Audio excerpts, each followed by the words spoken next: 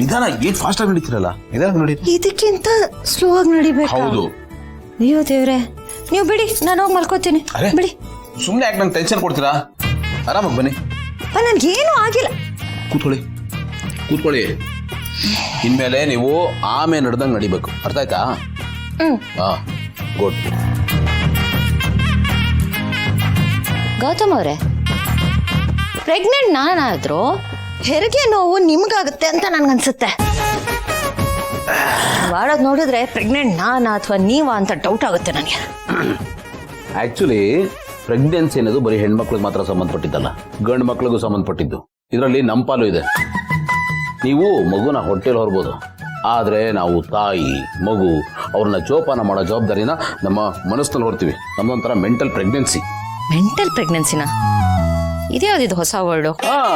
ನಾವು ಹೆರಿಗೆ ನಾವು ನಮ್ಮ ಮನಸ್ಸಿನಲ್ಲಿ ಅನುಭವಿಸ್ತಾ ಇರ್ತೀವಲ್ಲ, ಅದೊಂಥರ ವರ್ಚುವಲ್ ಪ್ರೆಗ್ನೆನ್ಸಿ. ಕಣ್ಣಿಗೆ ಕಾಣಲ್ಲ.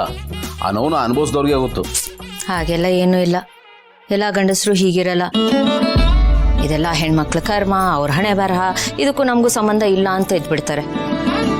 ಆದ್ರೆ ಮಜಾ ಏನ್ ಗೊತ್ತಾ, ಮಗು ಆಚೆ ಬರ್ತಿದ್ದಂಗೆ ಸರ್ ನೇಮ್ ಮಾತ್ರ ಗಂಡಸಿದ್ರೆ ಇರುತ್ತೆ. ನನಗೂ ಈ ಪ್ರಶ್ನೆ ಬಹಳ ದಿವಸದಿಂದ ಕಾಡ್ತಾ ಇದ್ದೀರಿ. ನಾವು ಎಷ್ಟೇ ಮುಂದುವರೆದಿದ್ರು ಇದು ಮಾತ್ರ ಚೇಂಜ್ ಆಗಿಲ್ಲ. ಹೇರೋಳು ಅಮ್ಮ, ಹೆಸರು ಮಾತ್ರ ಅಪ್ಪಂದು. ಬಟ್ ಹಾಗಂತ ನಾವೇನು ಗಂಡು ಮಕ್ಳು ಕಡಿಮೆ ಇಲ್ಲ. ನಮಗೆ ನಮ್ಮದೇ ಆದ ತಲೆನೋವುಗಳಿರುತ್ತೆ, ತಾಪತ್ರೆಗಳಿರುತ್ತೆ, ಜವಾಬ್ದಾರಿಗಳಿರುತ್ತೆ. ಅದಕ್ಕೋಸ್ಕರ ಏನೇನೋ ಸರ್ಕಸ್ ಮಾಡ್ತೀವಿ. ಬಟ್ ಮಗು ಬೆಳವಣಿಗೆಯಲ್ಲಿ ಅಮ್ಮನ ಪಾತ್ರ ತುಂಬಾನೇ ಇರುತ್ತೆ. ಇರ್ಲಿ ಬಿಡಿ, ಮಕ್ಳ ಹೆಸರಲ್ಲಿ ನಮಗ್ ಜಾಗ ಇಲ್ಲದೆ ಇದ್ರೆ ಏನಂತೆ? ಈ ಸೊಸೈಟಿನೇ ನಮಗ್ ದೇವರನ್ನೋ ಪಟ್ಟ ಕೊಟ್ಟಿದೆ. ಮಕ್ಕಳನ್ನ ಹೆತ್ತು ನಾವು ದೇವ್ರಾಗ ಹೋಗ್ಬಿಡ್ತೀವಿ. ಆದ್ರೆ ಪಾಪ ಗಂಡಸರಿಗೆ ಅದೃಷ್ಟ ಇಲ್ವಲ್ಲ. ನೀವು ದೇವರಾದ್ರೆ ನಿಮ್ಮನ್ನ ಹೊರತು ಎಲ್ಲ ನನಗೆ ಅದರಲ್ಲೇ ತೃಪ್ತಿ ಇದೆ. ಯಾರು ಹೆಚ್ಚು ಯಾರು ಕಡಿಮೆ ಅನ್ನೋದಕ್ಕಿಂತ ಚೆನ್ನಾಗಿರಬೇಕು, ಹೊಂದ್ಕೊಂಡು ಹೋಗ್ಬೇಕು, ಖುಷಿಯಾಗಿರ್ಬೇಕು, ನೆಮ್ಮದಿಯಾಗಿರ್ಬೇಕು, ಅದು ಇಂಪಾರ್ಟೆಂಟ್. ಅದಕ್ಕೆ ಕಣ್ರಿ, ನೀವು ಕಂಡ್ರೆ ನನ್ಗೆ ಅಷ್ಟು ಇಷ್ಟ.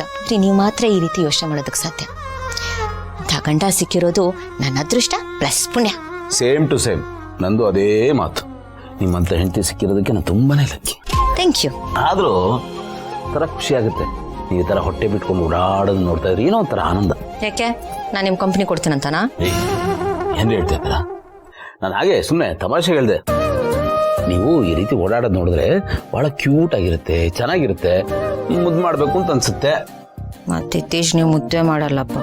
ಹಲೋ ಮೇಡಮ್, ಮುದ್ದು ಮಾಡಿದ್ದಕ್ಕೆ ರಿಸಲ್ಟ್ ಬಂದಿರೋದು.